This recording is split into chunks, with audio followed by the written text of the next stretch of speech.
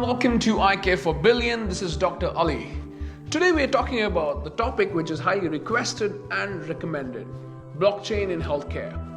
Every new technology, before getting into the market, it goes to a series of cycles. Stage 1, stage of initiation, where there's high expectation, stage of disillusionment, then stage of discovery, and stage of knowledge. Like blockchain, it's a very early stage in healthcare. When it comes to blockchain, it was first invented by Satoshi Nakamoto in 2008. It's been there in the banking industry for almost a decade in cryptocurrency Bitcoin. Cross-institutional sharing of healthcare data is complex, but it has high potential for research and clinical effectiveness. First and foremost, institutions are often reluctant to share their data due to privacy. Second, they may fear sending information may give others a competitive advantage. If you see, there are a lot of publication research been doing around the blockchain in healthcare. In my recent discussion with Professor Dr. Rainer Sibyl in London, we spoke about how blockchain is getting into healthcare and its effectiveness. So let's hear it from him. How blockchain can influence the healthcare system.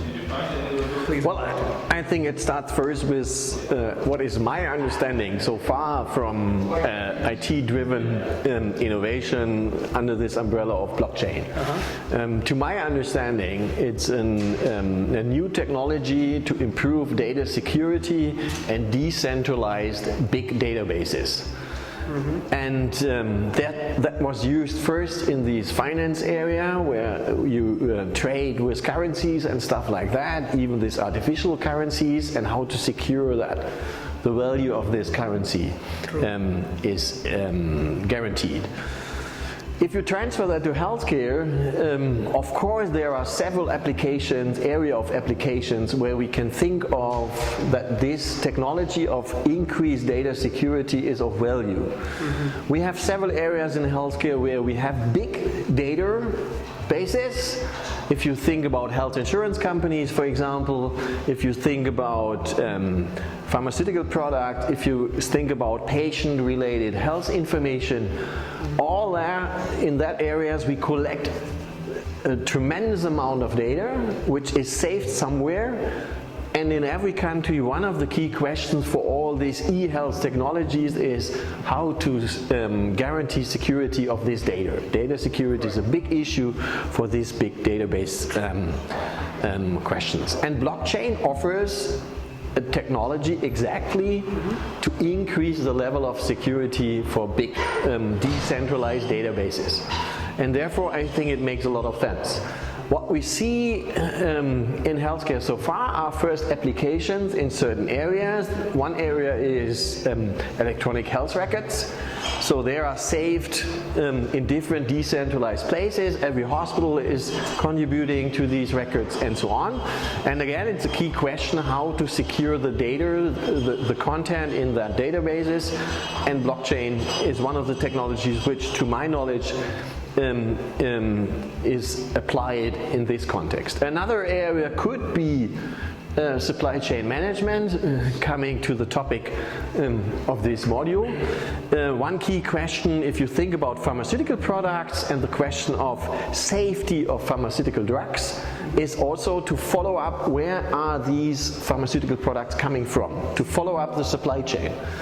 And even that decentralized information from different providers, manufacturers, as well as distributors of the pharmaceutical products are decentralized in certain databases, and the data security to follow up where is this pharmaceutical product coming from is also one of the applications where blockchain, to my knowledge, is used to increase data security, and based on this increased data security to increase the safety of a pharmaceutical drug and to decrease this risk of fake drugs. And another area, of course, is everywhere where big databases are created.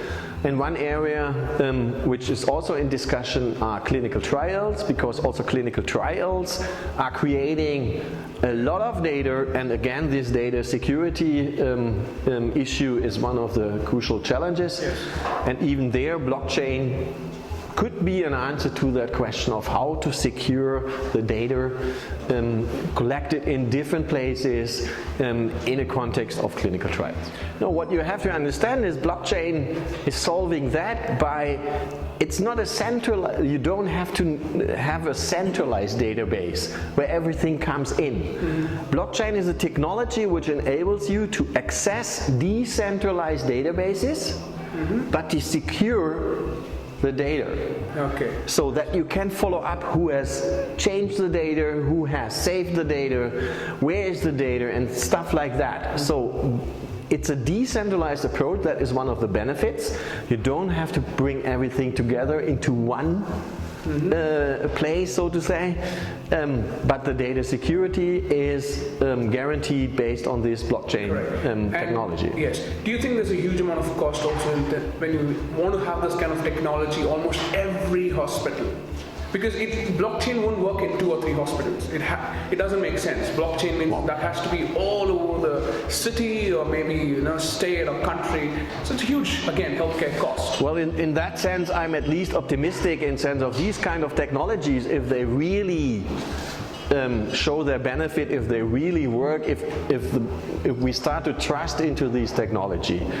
I think the IT providers and the technology development, I see it a little bit like similar to the internet, that it will very quick develop in a way that it is not too costly, and if the applications are really spread around the different stakeholders, I think it's affordable for everybody.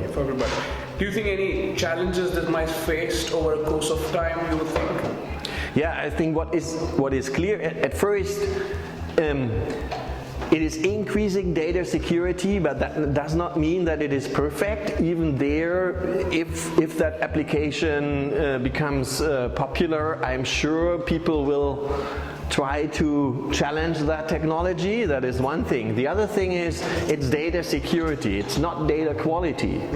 So whenever you still collect bad quality of data, it's secure, but it's still bad quality. So in sense of content, in sense of data validity or whatever, this technology is not the contribution to that question. Okay, fantastic, Professor. Thank you so much. It was a pleasure knowing you. And of course, let's hope how long this blockchain will get into healthcare. We will see, and it will be interesting to observe the development. Yes, thank you so much, Professor. Thank you, Ali. You're welcome. Thank you.